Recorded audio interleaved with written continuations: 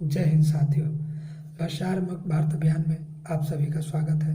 मैं संजय सिंह चौहान, राजपूत भारतीय, पूर्व लोकसभा प्रत्याशी, राजनेत्री श्रीमती सीमा चौहान भारतीय, भावी प्रत्याशी 377 विधानसभा क्षेत्र जोराबाद गाजीपुर उत्तर प्रदेश, राजनेता श्री नरेंद्र सिंह चौहान राजपूत भारतीय जी।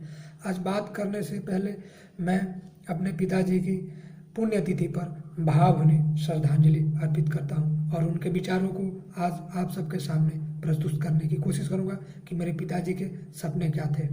दोस्तों, नवरात्रि की आप सभी को हार्दिक बधाई। साथ ही भारत तिब्बत सीमा पुलिस बल जिसमें मैं कार्यरत हूँ उसके 59वें स्थापना दिवस का सभी ही वीरों को मेरी तरफ से हार्दिक बधाई। आइए शुरू करते हैं। जय हिंद साथियों, मैं अपने परिवार में सबसे बड़ा हूँ। हम 2 भाई 2 बहन। मेरे पिताजी जब मरे थे तो हमारे पास कुछ नहीं था। एक टाइम का हमारे पास भोजन का निवाला नहीं था। हमारे पास एक पहनने के लिए कपड़े नहीं थे। हमारे पास पैरों में पहनने के लिए चप्पल नहीं था। सर पे एक छत नहीं था। मैंने बहुत सारी जीवन में समस्याएं यातनाएं झेली। इसी सब चीज़ों को मेरे पिताजी देखते थे, महसूस करते थे, तो वो बोलते थे, बेटा यह मेरी गरीबी कहीं दूर करो, बेटा तुम ऐसा करो, हमारा समाज बहुत पिछड़ा हुआ है, उनका नेतृत्व करो, तुम उनको अच्छे मार्ग पर ले जाओ, तुम कोशिश करो हर समाज का दबा कुचला, चाहे वो SC ST का हो, जनरल का हो, जिनका कोई नहीं पूछ रहा उनका तुम नेतृत्व करो। तो दोस्तों आइए मैं विस्तार से बात करूँगा। जय हिंद साथियों, मैं भारत तिब्बत सीमा पुलिस बल में कार्यरत हूँ। मेरी पत्नी जब शादी हुई थी तो उन्होंने नॉर्मल ग्रेजुएशन किया था। मैंने उनको पोस्ट ग्रेजुएशन कराया, उनको LLB कराया। मेरा भाई जब पिताजी मरे थे तो 9वीं कक्षा में था, मैंने उसको BA कराया, CCC करा, CSD करा, LLB करा।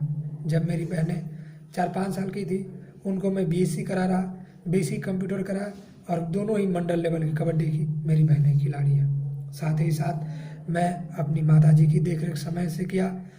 मेरी दादी जी को मेरे चाचा बड़े पापा ने भगा दिया। मैं दादी जी का अपने में निस्वार्थ भाव से सेवा करता हूँ। देखा जाता है कि जब भी बेटा अलग होते हैं तो माँ बाप को पूछते हैं कि कौन इनको अपने साथ रह गया, या उनको पालन पोषण करने के लिए थोड़े बहुत ज़मीन का हिस्सा मांगते हैं, बहुत सारी यातनाएं देते हैं। पर मैंने ऐसा कुछ नहीं किया। मैंने ना अपने बड़े पापा चाचा से ज़मीन जायदाद मांगा, ऐसा कुछ नहीं। निस्वार्थ भाव से उनकी सेवा करता हूँ, अपने पिताजी की अमानत समझकर। साथ ही जितने भी रिश्ते हैं, नाना चाचा मौसा मामी फूफा फूफा जीजा दीदी जो भी हो, सबको बखूबी निभाने की कोशिश करता। आज के दौर में वो लोग मुझे फ़ोन करें या ना करें, मैं लगभग 1 महीने में सबके यहाँ फ़ोन कर ही लेता हूँ। छुट्टी जाने के दौरान भी मैं लगभग साल में जितनी बार छुट्टियाँ जाता हूँ, 2 बार जाऊँ 3 बार जाऊँ, सारे रिलेशन के पास जाता ही जाता हूँ। हालांकि वो लोग मेरे पास आए या ना आए, लगभग ना ही के बराबर आते जाते, पर मैं अपने तरफ से कमी नहीं करता। समाज के लोगों में मैं हमेशा आता जाता हूँ। अब पिताजी जो कहे थे उनकी बातों को सुनते हुए सारी कामें करता और निभाने की कोशिश करता हूँ। पिताजी का सपना था कि हमारे समाज के लोग मछली मारते हैं, जुआ ताश खेलते हैं, मुर्गा मांस खाते हैं, बहन बेटियां समाज में जलाई जाती हैं, उनका बलात्कार होता है, बूढ़े माता पिता की कोई देख रेख नहीं करता है, गरीबी के अभाव में बच्चे सरकारी नौकरी नहीं पा पाते हैं। बहुत सारे हमारे समाज के लोग विदेशों में जाते हैं, गुजरात मुंबई हरियाणा राजस्थान में जाते हैं। पिताजी चाहते थे कि हम ऐसा करें ताकि उनकी यहीं परवरिश हो, यहीं पढ़े लिखे, और हमारे समाज में कोई IAS IPS बहुत ना के बराबर है, डॉक्टर इंजीनियर, तो इनको डॉक्टर इंजीनियर बनाया जाए, इनको पढ़ाया लिखाया जाए, हमारे समाज के लोगों को सांसद विधायक बनाया जाए, प्रधान बनाया जाए। पिताजी का सपना था कि क्योंकि हमारा समाज पूर्वांचल में OBC में है, हालांकि उनको गोत्र वत्स है, वो सम्राट पृथ्वीराज चौहान के खानदान के हैं, राजस्थान से पलायन करके हैं, लेकिन उनको कोई क्षत्रिय नहीं मानता। आज भी हमारे समाज के पूर्वांचल में दशांशी पंडित हमारी कमाई का 10वां भाग लेने आता है, और कहीं कहीं गाँव में आज से 15 साल 20 साल पहले आता था। फिर भी अन्य राजपूत समाज हमारे समाज को राजपूत नहीं मानता। ऐसे ही और OBC SC समाज जो दबा कुचला है, और राजपूत समाज जो दबा कुचला है, सबके नेतृत्व करने के लिए पिताजी का जो सपना था, मैं उसको साकार करने के लिए अपनी पत्नी को पिछले साल 72 बलिया से लोकसभा का चुनाव लड़ा, और आगामी 2022 में अपने भाई को विधानसभा 370 जोराबाद का चुनाव लड़ाऊंगा। मैं जानता हूँ एक सिपाही की नौकरी से मैं कुछ नहीं कर सकता, लेकिन मैं रहूँ ना रहूँ, हमारा सपना है कि पिताजी का जैसा सपना था, मैं बेशक मर जाऊँ लेकिन अपने समाज को एक नेतृत्व करके जाऊँ। जैसे पिताजी ने मुझे राह दिखाई, उनके अंदर चेतना थी, कहीं पीड़ा थी, उस पीड़ा को मैंने देखा समझा और पूरा करने की कोशिश करता। मैं जानता हूँ कि मैं चुनाव नहीं जीत सकता। मैं भी जानता हूँ कि मेरे बस की बात नहीं, फिर भी मैं कोशिश कर रहा, संघर्ष कर रहा, आप सभी गरीब की लड़ाई लड़ रहा, आपके समाज का नेतृत्व कर रहा। और ख़ास तौर से जो मेरे समाज के लोग हैं पूर्वांचल के, मैं उन सबको आग्रह करूँगा, आप लोग देखिए कि मैं इतने कम विषम परिस्थितियों में उभर के आया हूँ आप सबकी भलाई के लिए, आप सबकी दैनिक स्थिति को सुधारने के लिए, ताकि आपके बच्चे गुजरात बम्बई न जाएं, आप सभी कभी बीमारी के अभाव में न मरे, आपकी बहन बेटियां जलाई न जाएं, अपितु भारत की जितनी बहन बेटियां किसी का बलात्कार न हो, किसी का शोषण न हो, और ऐसा न हो कि दहेज के लिए इनको प्रताड़ना किया जाए। तमाम ऐसी सामाजिक मुद्दों को लेकर के मैं चल रहा और चलने की कोशिश कर रहा। मैं जानता हूँ मुझे बड़ी पार्टियाँ टिकट नहीं देती हैं, ना मेरी हैसियत है कि मैं उनसे टिकट ले सकता हूँ, फिर भी अपनी ड्यूटी का निर्वहन करते हुए, पारिवारिक जिम्मेदारियों को निभाते हुए, मैं आप सभी के बीच हमेशा भ्रष्टाचार मुक्त भारत अभियान चैनल के तहत कोशिश करता हूँ कि आप सबसे जुड़ा रखूँ।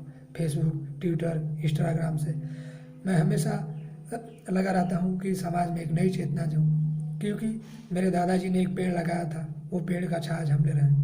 वैसे ही मैं चाहता हूँ पिताजी ने जो चेतना दी थी, उनकी बातों को मैं समाज में लाऊं, कहूँ, क्योंकि वो नहीं रहे, आज उनकी बातों को मैं कह रहा। हो सकता हूँ मैं मर जाऊँ तो मेरी आने वाली पीढ़ी, मतलब हमारा एक ही लक्ष्य है, सत्ता का मतलब नहीं है, हमारा मतलब है हमारे समाज में सांसद विधायक हो, हमारे समाज के लोग IAS IPS हो, खास तौर से किसी भी समाज का जो दबा कुचला गरीब है, पिछड़ा हुआ है आर्थिक, उससे उसकी स्थिति समान हो, उसको सही दिशा में रोजगार दिया जाए, उसको सही दिशा में नौकरी दी जाए, सही दिशा में उसको मेडिकल फैसिलिटी मिले, किसान को जितनी भी समस्या ऐसी हो रही है, जिन जिन मुद्दों पर मेरे पिताजी ने कहा था, मैं लगभग उन मुद्दों पर वीडियो हर 1-2 दिन बाद बनाने की कोशिश करता हूँ और देता रहूँ। जहाँ जहाँ भ्रष्टाचार होता है मैं वीडियो के माध्यम से आप सबको अवगत कराने की कोशिश करता हूँ।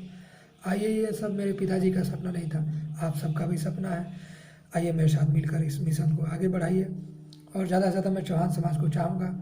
अब बहुत लोगों को लगेगा कि मैं जातिवाद कर रहा, ऐसा नहीं है, हर समाज में ऐसी समस्या होती है, लेकिन जो समाज सबसे ज़्यादा पिछड़ा है, कहीं ना कहीं मेरे पिताजी की बात थी कि लोग, हम राजपूत होते हुए भी हमको कोई राजपूत नहीं मान रहा, तो मैं उनको आने वाले समय में ऐसा करूं कि लोग राजपूत मानने लगे और राजपूत की मुख्य धारा में शामिल होकर बेटी रोटी से संबंध बनने लगे।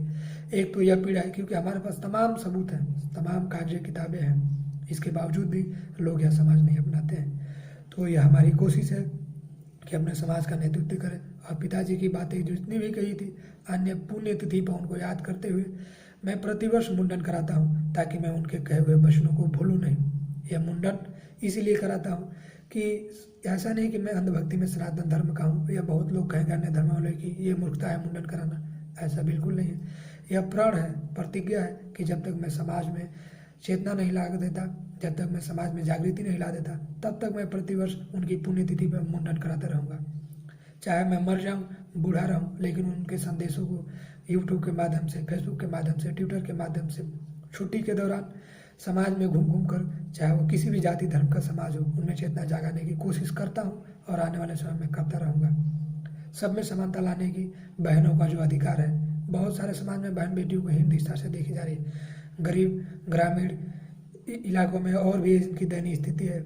मतलब आपको जिन भी मुद्दे पर लगे कि जहाँ जहाँ इनकी समस्या है समाज में, बहुत सारे लोग गटरों में जाते हैं, विदेशों में जाके काम करते हैं, ऐसी स्थिति ना है। मैं उनको स्वतः रोजगार गांव में ही दिलाने की कोशिश करता हूँ, उनको शिक्षा कैसी हो गाइड करने की कोशिश करता हूँ, उनको अंदर कैसी चेतना है जगाने की कोशिश करता हूँ। जब मैं एक सिपाही आदमी बिल्कुल जीरो से उठ करके अपने परिवार का पालन करते हुए इतना कुछ कर सकता, आप लोग के पास तो बहुत सारे जमीन जायदाद धन दौलत होंगे, आप लोग क्या नहीं कर सकते हैं?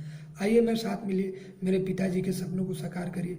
क्योंकि पिताजी कहते थे हमारा समाज एक लंगड़ा है, हमारा समाज एक अंधा है, हमारा समाज एक बहुत गरीब है और हमारा देश भी बहुत भिखारी की तरह है। तो देश का आर्थिक विकास को हम बढ़ाने में, विश्व गुरु बनाने में, पिताजी के सपनों को साकार करने में, हर समाज, हर वर्ग के दबे कुचले लोगों को उठाने में नेताओं के भरोसे रहने से नहीं होगा। ज़्यादा से ज़्यादा आइए, जिन लोगों को चुनाव लड़ना है मेरे से पूछिए, मैं बताऊंगा कैसे लड़ते हैं, कम पैसे में, खर्चे में, शिक्षा कैसे लेते हैं, कौन कौन सी शिक्षाएं होती है, कैसे कैसे कम खर्चे में पढ़ के नौकरी सरकारी या प्राइवेट हो अच्छे पद पर जा सकते हैं, मेरे से पूछिए, मैं गाइड करूँगा। आज पुनः पिताजी की पुण्यतिथि पर पिताजी को भावभीनी श्रद्धांजलि।